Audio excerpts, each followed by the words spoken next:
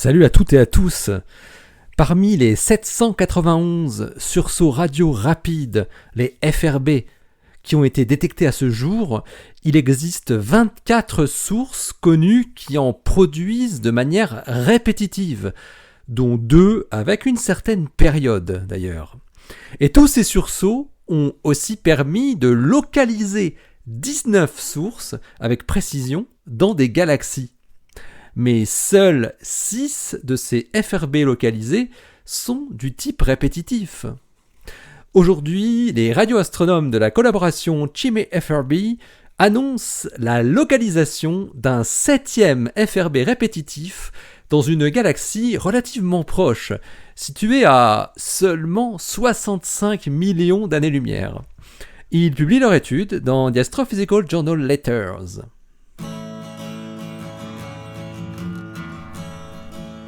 Astronomie, astrophysique, cosmologie, astroparticules. Ça se passe là-haut, par Eric Simon. Ce FRB est nommé FRB 2018-1030A.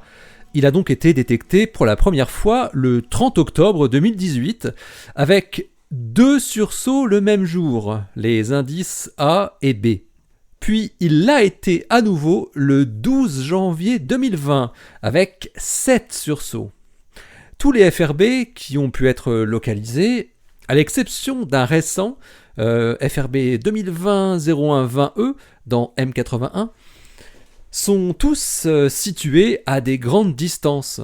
Un redshift compris entre 0,03 et 0,66, donc entre 400 millions et 6 milliards d'années-lumière.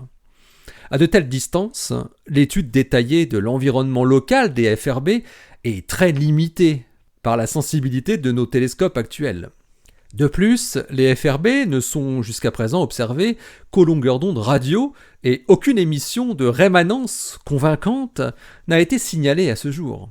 Cependant, des émissions de rayons X en coïncidence avec des sursauts radio de type FRB ont été détectées dans le magnétar galactique SGR 1935 plus 2154, ce qui suggère qu'au moins certains FRB pourraient avoir des émissions de rayons X rapides. Une telle émission de rayons X ne peut actuellement être détectée que pour les FRB proches, avec une distance inférieure à 50 mégaparsecs, donc inférieure à 160 millions d'années-lumière.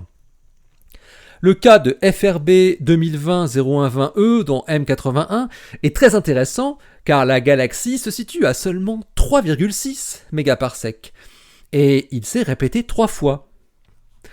Le FRB dont il est question aujourd'hui est certes un peu plus éloigné, à 20 mégaparsecs, mais il a déjà produit 9 sursauts.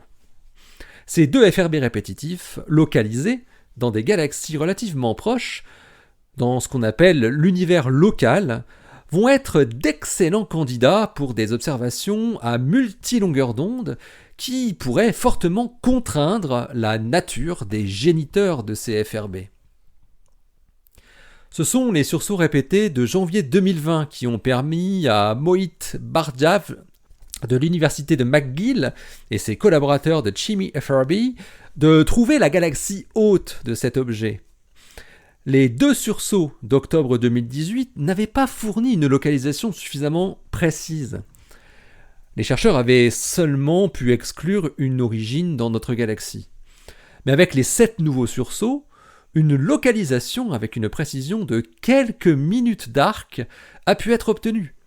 Une zone de 5,3 minutes d'arc au carré, ce qui fait une amélioration de plus d'un facteur 200 dans la zone de localisation. Dans cette petite zone, les radioastronomes ont identifié 7 galaxies.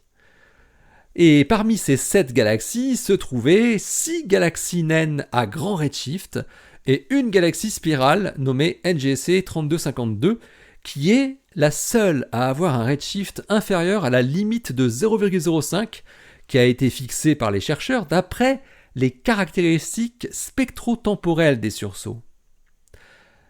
Bhargava et ses collaborateurs concluent que NGC 3252 est l'hôte la plus probable de FRB 2018-1030A. La probabilité qu'il s'agisse d'une coïncidence fortuite est en effet inférieur à 0,25%. Connaissant la distance de cette source de FRB à un redshift de 0,0039, ce qui fait 20 mégaparsec, les chercheurs peuvent estimer la luminosité maximale d'une source radio compacte persistante qui pourrait émaner de cet objet et la comparer avec le cas d'une source de ce même type, FRB 2012-1102A, un FRB célèbre pour avoir été le premier répétitif et qui montre à la fois des sursauts répétés et une faible émission radio persistante. Bardwaj et ses collaborateurs trouvent une valeur maximale de 2 10 puissance 26 erg par seconde par hertz à 3 GHz. C'est 1500 fois plus faible que ce qui est vu sur la source persistante de FRB 2012-1102A. Chose intéressante également, en cherchant dans les archives de divers télescopes concernant la zone de la galaxie NGC 3252, qui est une galaxie spirale à forte formation stellaire, les chercheurs de Chime FRB ont découvert que le télescope Gamma Fermi avait détecté un signal en coïncidence avec le premier des 7 sursauts du 22 janvier 2020. Ils en tirent une valeur limite de l'énergie de l'éruption de rayons X qui serait associée au sursaut radio et qui vaut environ 10 puissance 46 erg par seconde. L'équipe a donc naturellement comparé les sursauts radio de FRB 2018-1030A avec ceux du magnétar SGR 1935 plus 2154, qui avait pour la première fois produit la première éruption X visible en coïncidence en avril 2020. Il montre que la luminosité isotrope des sursauts de FRB 2018-1030A est environ 6 fois plus grande que celle de SGR 1935 plus 2154. Ils estiment alors une limite inférieure sur le taux volumique des FRB qui ont une luminosité supérieure à 10 puissance 38 erg par seconde. Et ils en concluent que de nombreux FRB de faible luminosité pourraient être produits par des magnétars.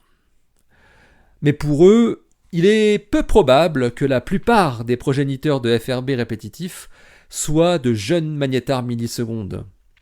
Ils estiment qu'il doit quand même coexister de multiples canaux de formation de FRB répétitifs.